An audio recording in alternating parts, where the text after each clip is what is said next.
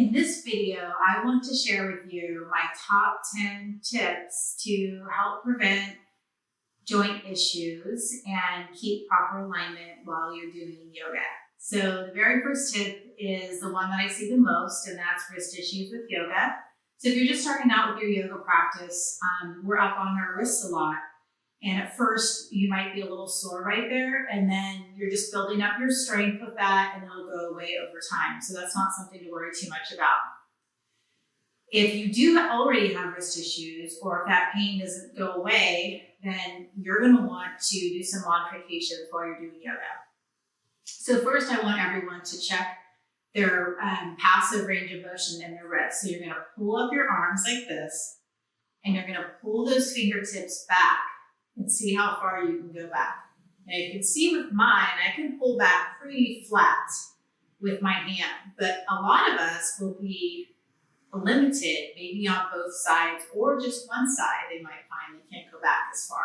And if that's the case, if you don't have that passive range of motion to go completely flat, then when you go into a plank position in yoga, you're actually forcing that range of motion. And then when you're up on a plank, you're putting all of your body weight into it as well, which can cause you to have pain in your wrists.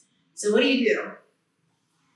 Well, first, these great little tools right here, these are called wedges, and these are individual wedges. So you put the smaller end at the fingertips and the higher end at the wrist. So you're creating that less sharp of an angle for that wrist. You just put them right underneath your wrist with your fingertips low, and you can do your plank positions there.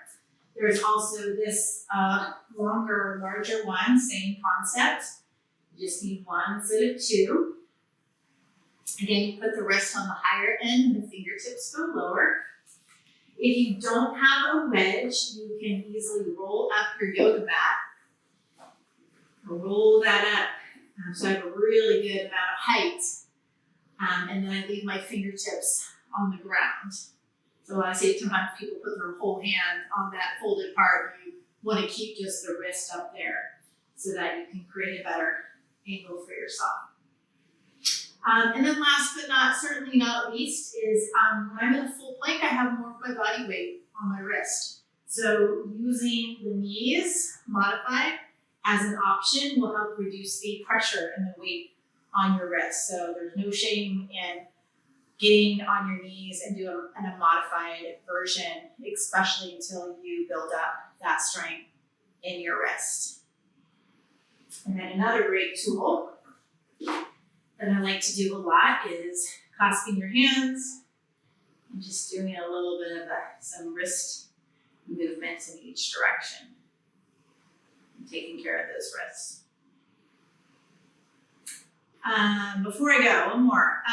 If you are still having an issue, you don't have wedges, that's not working for you, you can go down on your forearm. I knew there was something I was forgetting. You can go down on your forearm and do the work like this. Instead of being up on those hands. Okay, next up in yoga, we go from a standing position to a fold and back to standing a lot. And if you are rolling down and rolling up, that can put a lot of pressure on your discs, and especially in your lumbar, your spine, your low back. So instead of rolling down and rolling up over and over again, a great way to prevent that strain and stress on the low back is to go down and up in more of a neutral position with your spine. I'm going to show you how I do that, and I almost exclusively do this with my classes. Every once in a while I'll do something different, but it's not, it's more rare. So as we move down, we go down into more of a chair position. So we're drawing those hips down. You need to pull that belly button in, point that tailbone back. My chest is open, so I have a nice neutral position with my spine, so I went down. Then I'm going to go into half lift. So as I lengthen those legs out, I can put my hands here on my shins or my knees or my thighs. Nice neutral flat back here. My chest is open, shoulders back and down. And then I can go ahead Then just the reverse, when we come up, I'm going to lengthen into that half lift. Nice neutral position with the spine. Lower my hips down, keeping that neutral position. I'm going into chair. And then I'm pressing to the heels as I lift up, all with a neutral back. And not only is that great for your back, but then you're working your legs each time because you're doing the chair up and down. Okay, let's go to tips on proper planking. It's another really important movement when you're doing yoga. I usually try to work a lot on strengthening the core if someone's new to yoga so that you have that core strength as we move into different positions, and the plank is one that we do a lot. So a proper plank, I always start people off modified on their knees. Again, that's one way to build up your strength. If you try to pull up to a full plank and you don't have the strength yet, I'll see a lot of people kind of sagging around here, and that's actually very detrimental to your spine and to your body. So you want to take your time with that. Go ahead and do that modified plank, get that strength built up. Then when you can hold that full plank solid, then you can go to the full plank. So turn your knees. Your hips will draw down, so you don't lift your bottom up in the air. Your hips will draw down.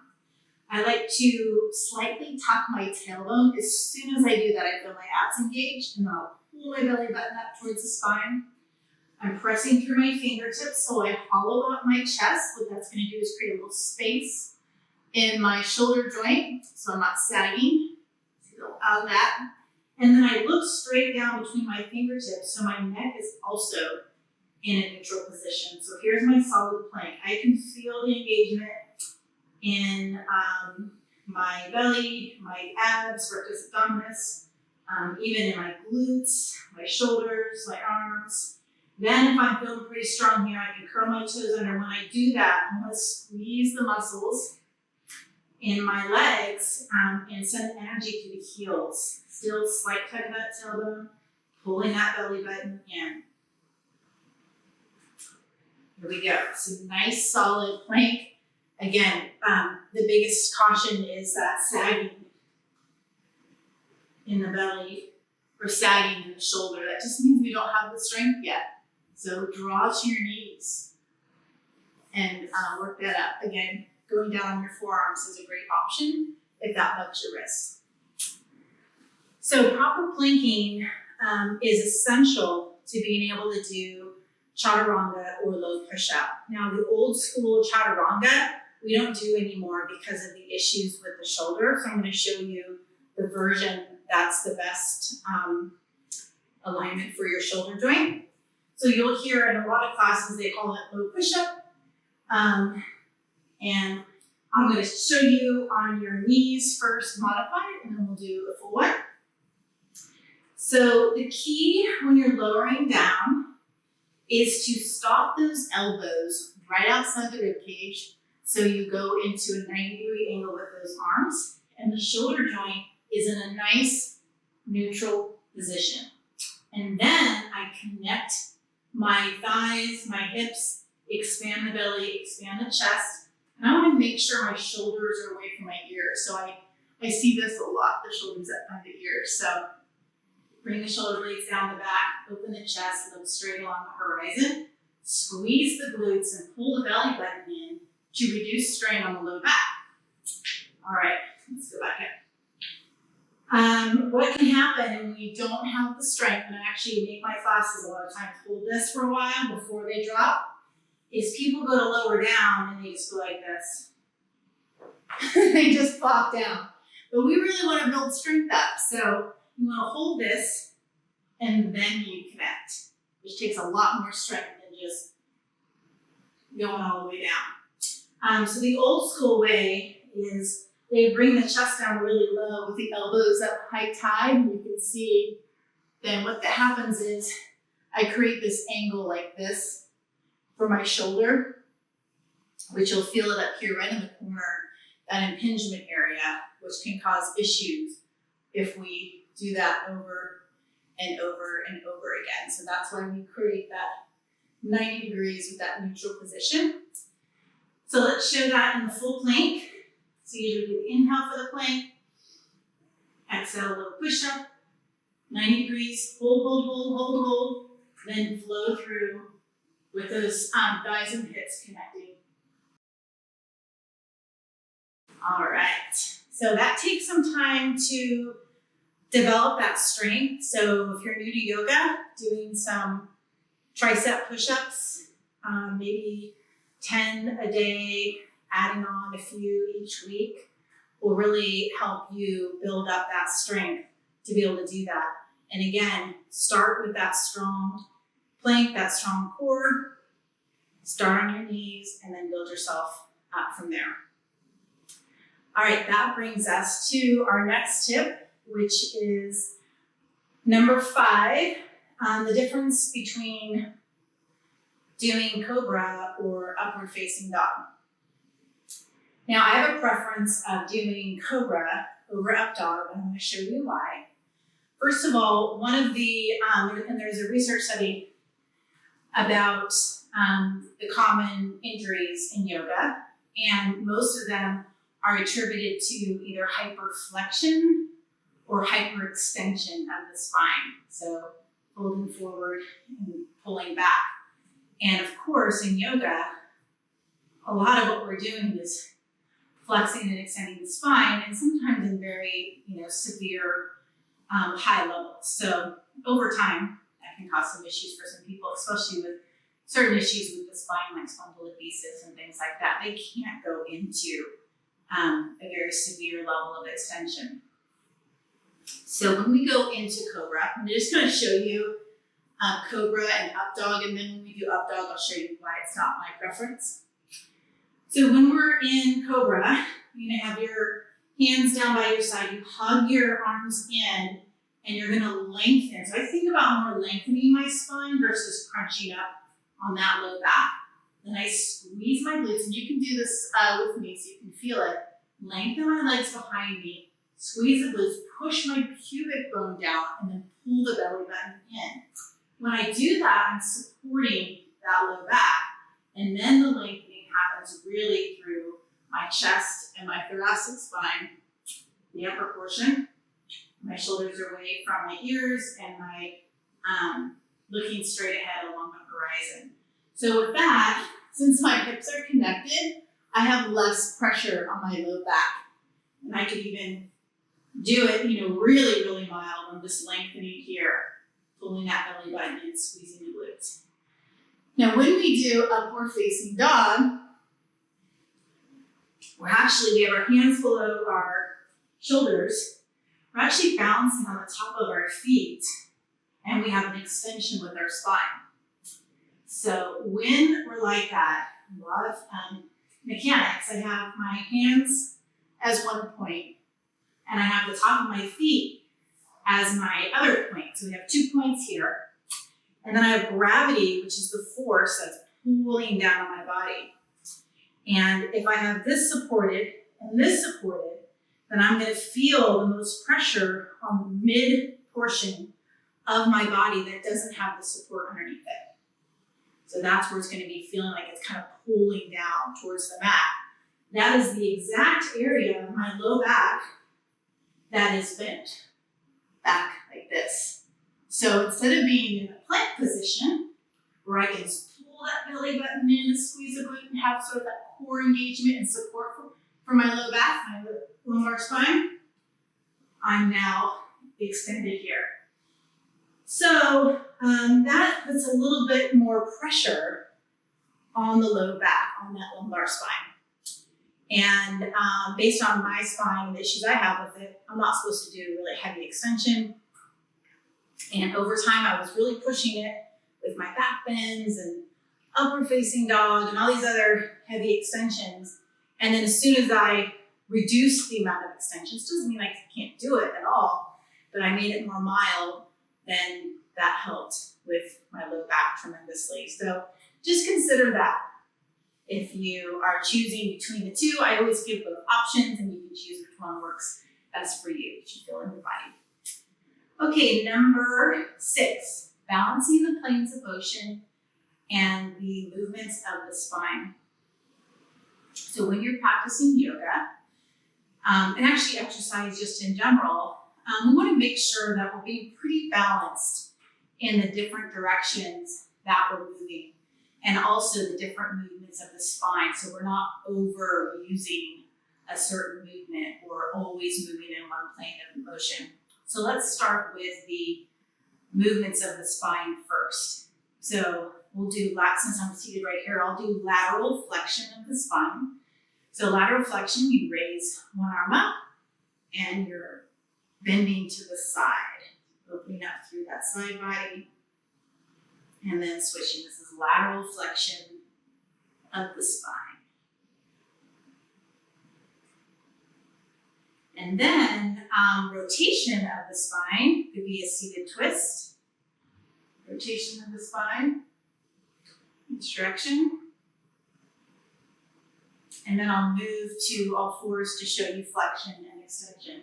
So we're just doing the Cobra and the up dog, and that's extension. This is flexion, or forward fold is flexion. And then this is extension. Cow is extension. And this is flexion. So you can see, if I'm doing a ton of flexion in my practice, I need to balance that out. So maybe I do some flexion and I do some extension, so I'm balancing those movements, and I'm not forgetting about lateral flexion, and I'm not forgetting about rotation. So just balancing those movements. Another thing to think about is planes of motion. So a lot of yoga happens in what we call the sagittal plane, which is going forward and back. So forward here, back. You know, all the forward and back is sagittal plane, this way. The frontal plane is kind of like by the door right here, also called the coronal plane. So moving in the frontal plane would be like going to the side into triangle, would be considered frontal plane movement. So moving to your sides. And then the last one is the transverse plane, which is twist. Do seated, twist, or supine lying on your back. So that kind of matches a little bit too. We talked about the spinal movement. So remember, flexion and extension are in the sagittal plane. Lateral flexion is in the frontal plane. And then spinal rotation is in the transverse plane. So if we can think about that and making sure those are balanced, that'll help our body feel good as well. All right, let's move on to the next tip, our foot angle and hip alignment. So you'll hear me cue out a lot of times to put the back foot at 1 or 2 o'clock, or if it's my left leg, it'll be 10 or 11 o'clock.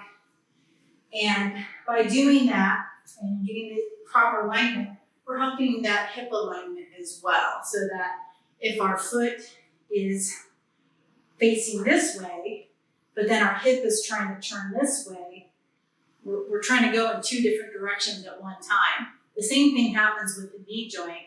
We're going to have the knee joint, the knee cap pointing the same direction as the toes. And so a lot of times when people are going from warrior 1 to warrior 2, you see how my knee just carved in there? Do it one more time.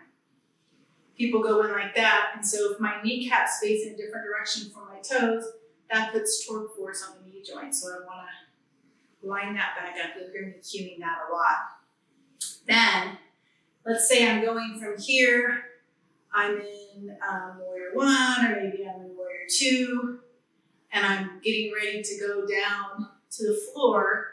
I'll also cue to lift that heel up because my hip's coming forward. So I don't want my hip to come forward when my foot's still sticking out in that direction, causing that twisting sensation in the hip. So as I do that, I want to pull those toes so they're facing the same direction as my hips as I'm going down. So those are great tips. Another one, nose to knee. I'll have the toes facing more forward because remember those hips are forward. I don't want that toe out as I'm trying to bring the hips forward. So all of that will help with that alignment in your body. The next one are doing gentle twist versus more severe twists are a little bit easier, especially on the lumbar spine. The lumbar spine is really more an area of stability versus having a lot of twisting movement in it. So if you can think about the lumbar back, the low back sort of being more stable and the twisting happening more from the diaphragm up or more in the thoracic spine, that's going to be better. So doing more gentle twists. I like when I'm in the lunge position, my hand on the inside, gentle twist here versus putting that elbow in the thigh. Sometimes people put that there and they really wrench or kind of push against that elbow, creating more force, twisting force in the spine than what's naturally available if they were just to rotate that spine. So thinking about that.